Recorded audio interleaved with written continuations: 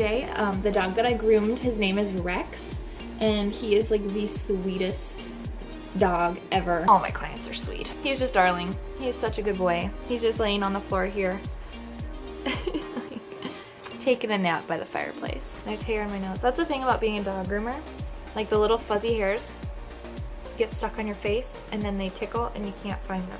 And they get stuck in my lashes too. We're just doing this YouTube thing just because it's a new year. We just want to try something new. When we got married, that was like our #1 thing. We're like, we're gonna do and try new things. So this is kind of one of them, and it's kind of a major props to people who do YouTube channels because it is very difficult just sitting in a room, technically alone, and talking to your phone like a crazy person. And thank you for watching, and remember to subscribe to our channel because I'm sure we'll have more videos out.